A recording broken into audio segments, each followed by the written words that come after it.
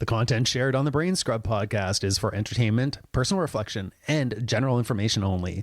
The views expressed by the host and guest are based on personal experiences and opinions and may not reflect scientific research or professional advice. This podcast is not a substitute for medical, psychological, or therapeutic guidance. If you are seeking support for your mental health or well-being, please consult a qualified professional. By listening, you acknowledge that any actions you take based on the ideas discussed are your own responsibility.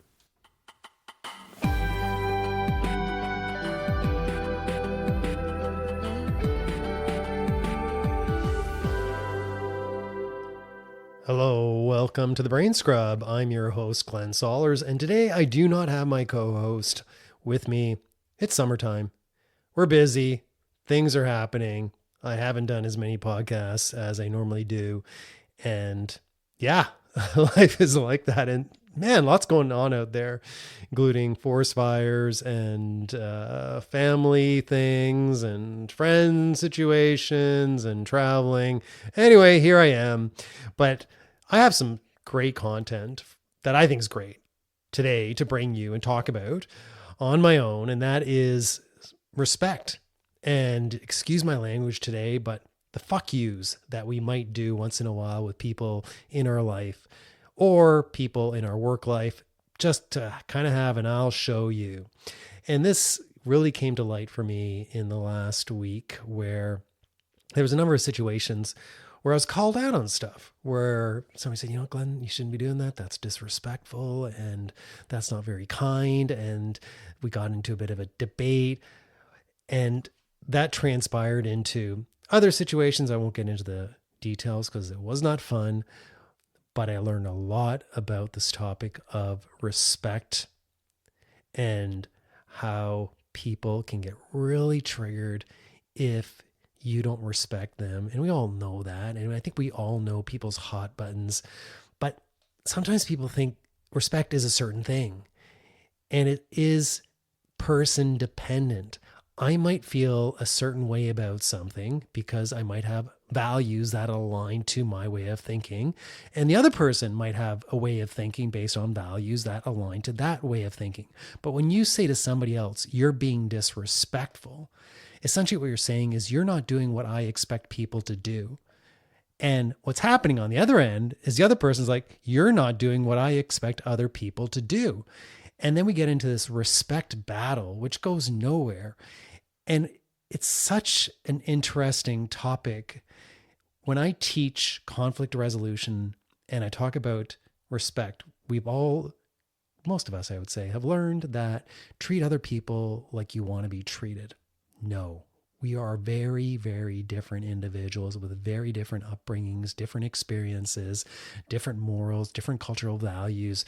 So again, respect is different things to different people, which brought me to, of course, Google. And here is the definition, according to Google, of respect. Respect means having a good opinion of someone or something because of their skills, work, or good qualities. It also means treating people, rules, and property with care, politeness, and high regard.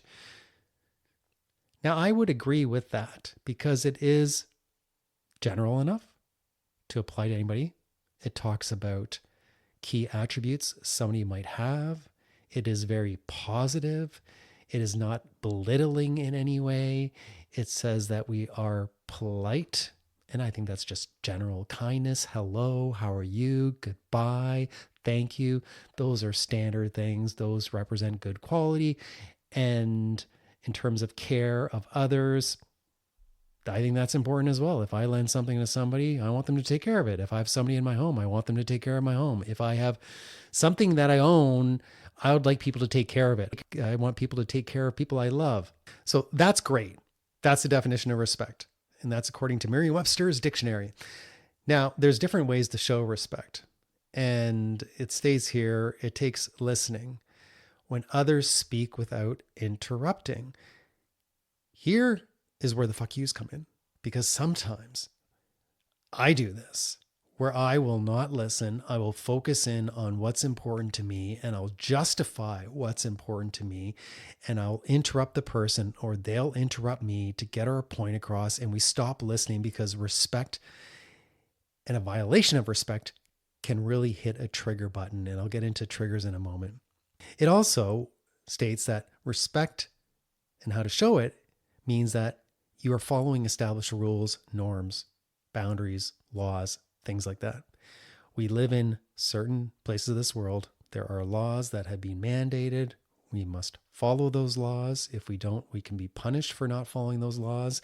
But generally, I believe most laws are there for a reason, to help protect the public and to help show care to the public and politeness and treat our world with high regard. So I believe those rules and boundaries are there for a reason. Now, when it comes to work boundaries, when I do the work I do with teams or with organizations, many of us operate without boundaries or without discussing how do we work together, how do we resolve conflict. We do it in sports teams, but we don't generally do it in our spousal relationships, with our family, at work, around what are our rules of engagement so we can follow those. Other ways to show respect: valuing other people's feelings, rights, and privacy. Now, that I'm laughing because this is part of what came up. This debate of it was a debate about privacy, and I find sometimes people keep things to themselves and they don't share things, and I would rather that they share things because I'm highly intuitive. So if somebody's hiding something from me and they're keeping it private, I can tell. And it makes me feel anxious. I know that's my shit, but that is a big thing for me. Because again, I'm more of a touchy-feely person. I have my emotions on my sleeves. And if somebody doesn't seem right to me, then I'm going to feel unsafe with them. So the other part is valuing people's feelings. And that means, I see this is important to you and I can understand why. And this is what's important to me. But to acknowledge somebody's feelings when you are showing respect. And the last thing, which was already covered, is that you're caring for shared spaces, you're caring for board items.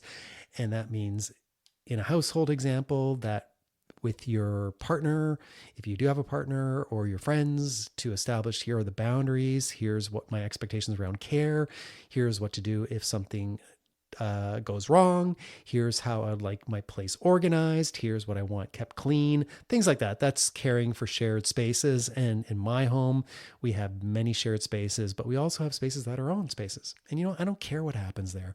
But in the general shared space, respect is treating it like others wanted to be treated. And of course, in a marriage or a spousal relationship, these are things that have to be negotiated. So what happened to me is I know that I'm annoying at times. I've always been annoying because I never got attention. And one way I got attention, regardless if it was positive or negative, was being annoying. And that got me noticed, that all of a sudden I'm worthy. Even though it was sometimes a negative thing, it allowed me to interact, to dialogue, to be part of something, even though I might be in trouble. I still do that. And I was talking to a friend about a situation that happened recently, and she framed it this way, that essentially when we do something like that, it's kind of like a fuck you. And in a recent event, there were so many fuck yous going around where there was an issue of disrespect, which was viewed as a fuck you, but it wasn't a fuck you, but it was viewed as a fuck you. And then that transpired into them giving me a fuck you, and then I gave them a fuck you, and then there's fuck you. You can get the picture. But I think a lot of us do this sometimes, is we will deliberately do something, well, I will, to piss somebody else off. And ultimately it is done in disrespect, but it gets attention. We think it raises a point. And if you're going to tell me this, then I'm going to tell you this, and I'm going to show you. And wow, it can spiral into a nightmare. And that's what happened. This transpired into a complete nightmare where the smallest little thing all of a sudden blew up. Now, we all like to be right. I like to be right about the way I think. And sometimes, thanks to artificial intelligence, I can show other people that I'm right about things. But even though that may be facts and data, I think what respect is is that I'm understanding why it's important to you. Now, if people can't provide a why, then that's a whole other situation. I don't think we always have to provide a why it's important to us. For me, it's important. And I think I just grew up that way, that people always wanted to know what's going on in my head. How are you feeling about things? Why is this happening? So in the situation that I was in, I was just very curious about it, because whenever I provide feedback or input or I challenge certain individuals, there is clear triggering events that happen where things escalate. And I asked ChatGPT why somebody may be so triggered when someone else challenges on what they deem as respectful behavior. And I thought this was really interesting and something to learn from. And it states here, when someone feels extreme anger or upset after you challenge what they call disrespect, their nervous system often feels under attack.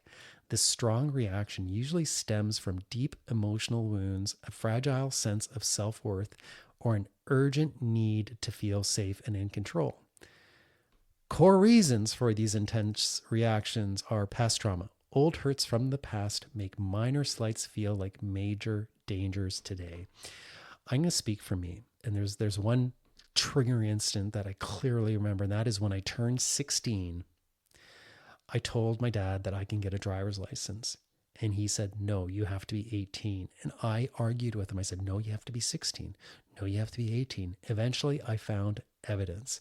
So I like to have things backed up by facts, because people will make up stories and situations and try to get you to believe them.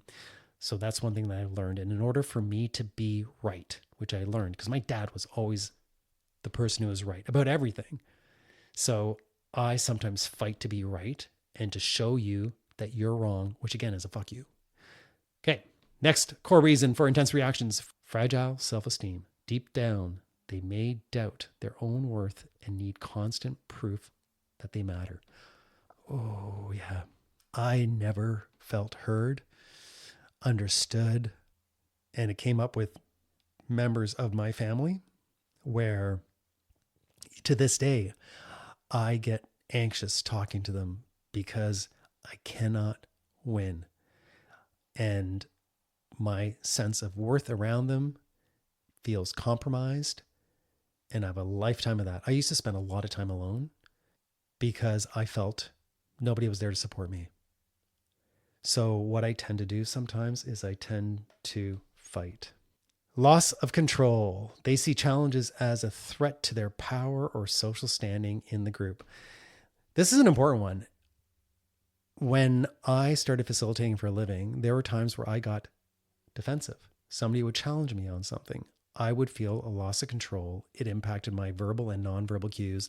And in fact, it led to people sometimes shutting down and not sharing. So I became unsafe to be with. And sometimes we all want to control the narrative because we want to be right about it. We don't want to feel belittled. We don't want to be ashamed.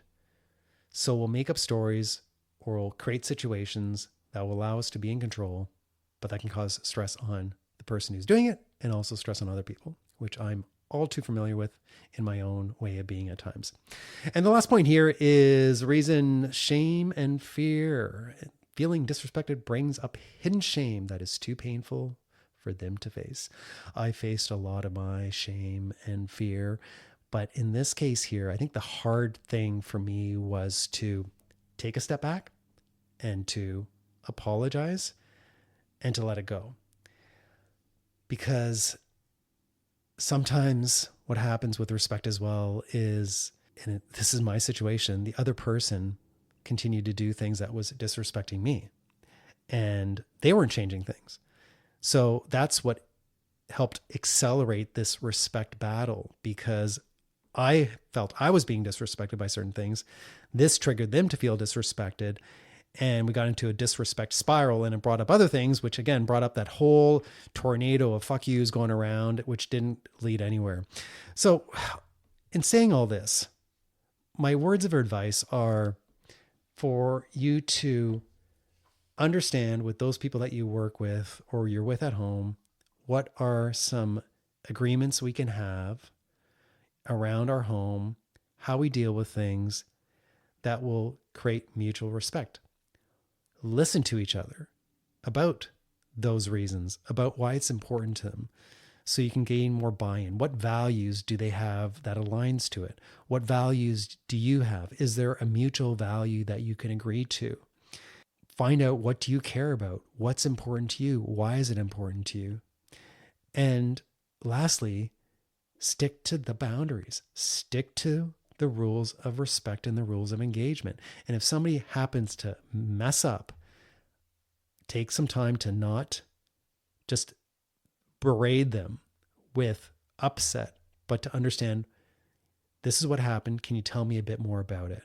Because sometimes there's another reason why people do certain things. And if we perceive them as doing a fuck you and they're not really doing a fuck you, we can create a road of fuck yous that can become very unhealthy in relationships and can create more and more divide. Folks, respect is two ways. We're all different. What does respect mean to you? What does respect mean to the other? Thanks for listening.